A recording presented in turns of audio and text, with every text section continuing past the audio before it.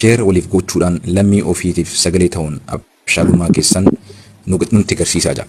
Kabajamtoota jaalatamtoota abbootii taayitaa biyya keenya Itoophiyaa sadarkaa gandootaa irraa hanga sadarkaa federaalaatti argamtan hundaaf, kabajamtoota jaalatamtoota artistoota ustaazota sadarkaa xiqqarraa haga sadarkaa guddatti argamtan hundaaf, akkasumas kabajamtoota jaalatamtoota hayyottanii fi abbootii keenya hundaaf, kabajamtoota barattootaa fi barsiistootaaf waamicha obbolummaa, waamicha abboomaa, waamicha biyyoomaa, waamicha kabajaa fi jaalalaa isinirraa qabna.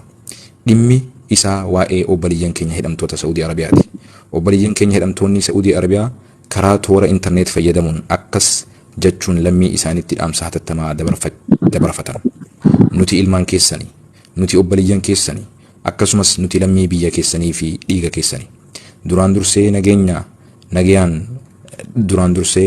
nageenya keenyaa fi kabajaan jaalalaa fi kabajaan bakkuma jirtanitti laga cehee tulluu qaari'ee qilleensarra balali'ee isin haadha qabu jechuun afeerraan keenya kan jalqabaati.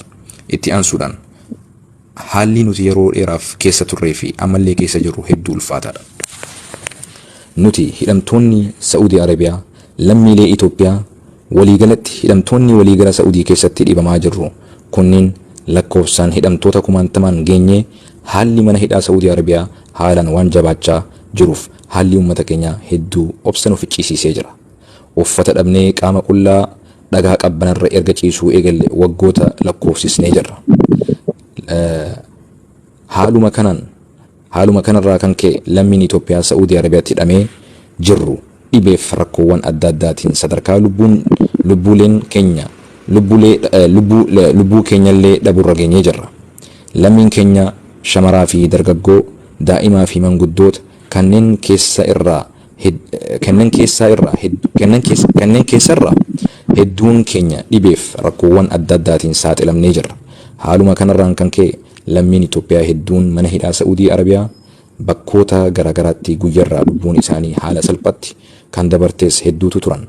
Arrallee sadarkaa xumuraa du'aa fi jireenya jidduu kan jiran hedduun lakkoofsan kan baay'ee ta'antu jiru. Nutis warri ammaaf dhaamsa dabarfachuu dandeenyu kun turtii yeroo muraasaa booda lubbuun keenyarrallee sodaa guddaa qabna.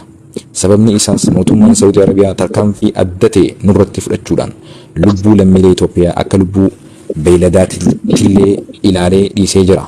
Uffata hunda nurraa baasanii shurraabii tokkoo fi surree tokko waggaa tokkoo fi isaa ol mana hidhaa haalaan hamaa ta'e keessa jirra. Uffata jijjiirannuus hin qabnu.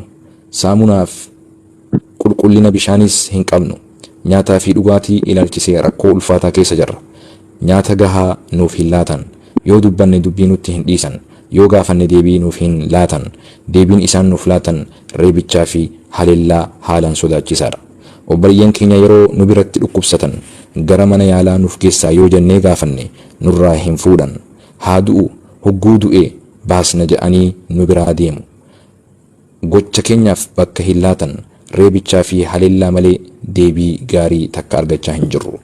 Akka rakkoowwan keenya baasnee hawaasa keenyatti hin ibsanneef mobaayila nurraa guuranii haala hamaaf duudaa hiikaa hin qabneen adabamatti jirra.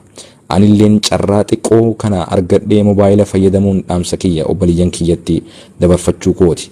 Hedduun gammada. Obboleeyyan keenya irra hedduun osoo rakkoon isaanii hin beekamne haala dhoksaa ta'een lubbuun isaanii dabartees hedduutu turan. Lammiin keenya lubbuun darban nu biraa fuudhanii deemuudhaan alatti eessa akka isaan geessan wanni irraa beenu hin jiru. Yeroo muraasa boodaas baatiin qabbanaa mana hidhatti nutti seenuuf deemaa waan jiruuf uffata hin qabnu, nyaataa fi dhugaatii gahaas hin qabnu, saamunaaf qulqullina bishaaniitis hin qabnu. Rakkoowwan keenya haalaan sodaachisaadha. Rabbiin gaditti obboleeyyan keenya yoo isin tahe malee namni furmaata nuuf ta'u hin jiru jennee yaadna. Kanaaf waamicha isinirraa qabnu yeroo muraasa keessatti sagalee nuuf ta'uun akka lubbuu keenya nuuf baastan kabajaa fi jaalalaan isin gaafanna jedhan. Kuni mana hidhaa Saudi Arabiyaa irraa. Dhageessanii gaa du'aa